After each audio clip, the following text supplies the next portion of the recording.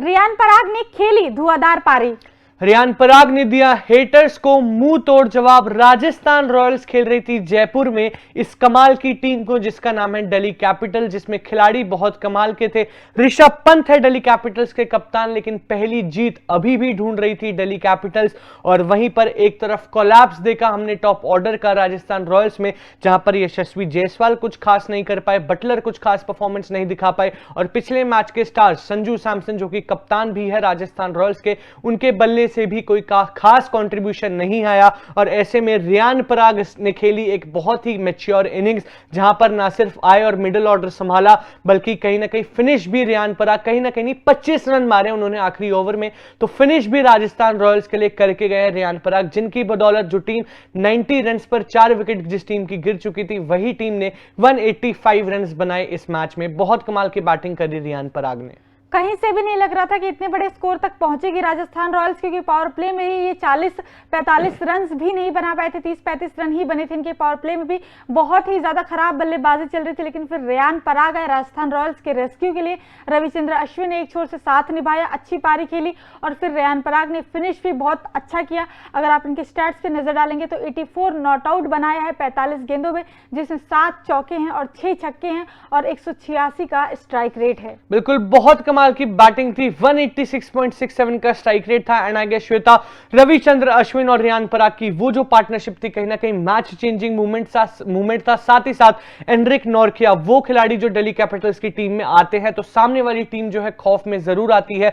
उनको जो आखिरी ओवर में रियान पराग ने बाउंड्रीज लगाई है, 5 बॉल में 5 बाउंड्रीज, उस ओवर से 25 रन आए थे, और कहीं ना कहीं मैच चेंजिंग पारी या मैच चेंजिंग ओवर कह लीजिए फॉर राजस्थान रॉयल्स। लेकिन इतनी कमाल की बैटिंग के बाद रियान पराग का बयान भी सामने आया है। बिना किसी देरी के नजरें डालते हैं रियान पराग के इस बयान पर। मैंने काफी अभ्यास किया है, मैंने उस तरह की नॉर्किया की गेंदबाजों के खिलाफ अभ्यास किया है।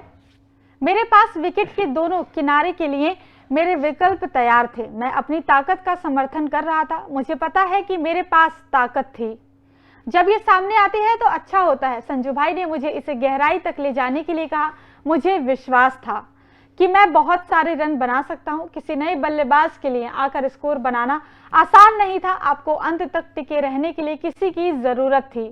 ये कठिन रहा है। मैं अब थोड़ा भावुक हूं। मैंने कड़ी मेहनत की है और अब इसका फल देख रहा हूं।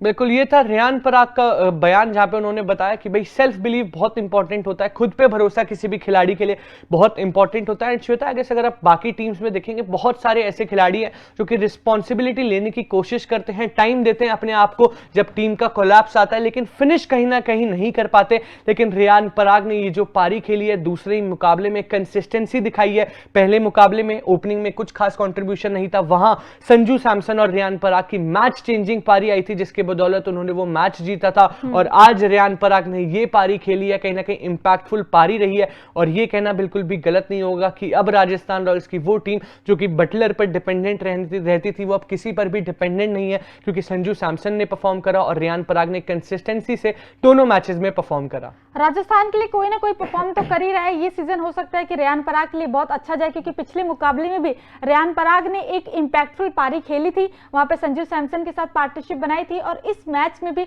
बहुत ही शानदार और धुआंधार पारी रियान पराग ने खेल कर दिखाई है। और रियान पराग ने पिछले सीजन में ही प्रेडिक्ट किया था कि मुझे ऐसा लग रहा है कि शायद मैं एक ओवर में 5 बाउंड्रीज मार सकता हूं, और जो रियान पराग अब करते हुए नजर आ रहे हैं, जैसा उन्होंने लास्ट ओवर नॉर्किया, क्योंकि एंड्रिक नॉर्किया इस लेवल के, इस दर्जे गेंदबाज है कि उनकी एक ओवर में 5 बाउंड्री, वो भी जब डेथ ओवर लास्ट ओवर वो डालने हैं तो बाउंड्री मारना आसान नहीं होता। लेकिन उस चीज को रियान पराग ने बहुत ही ज्यादा आसानी से मतलब कि किया, बाउंड्रीज लगाई, बहुत ही कमाल का, और अपने ट्रोलर्स को मुंहतोड़ जवाब दिया, क्योंकि बहुत ही ज्यादा ट्रोल होते हैं हर आईपीएल में। इन्हें राजस्थान रॉयल्स बैक करती है, लेकिन बहुत ही ज्यादा ट्रोल होते हैं ये, क्योंकि प्रदर्शन उस हिसाब से नहीं आता था इनका। बिल्कुल सही कहा श्वेता, एंड अगर स्पॉटलाइट छीन गया वो आखिरी ओवर, जहां पर रियान पराग ने एंड्रिक नॉर्किया को 5 बॉल में 5 बाउंड्रीज लगाई, 25 रन ओवर उस ओवर से आए। क्योंकि कहीं ना कहीं अगर आप देखेंगे, एंड्रिक नॉर्किया बहुत कमाल के बॉलर है।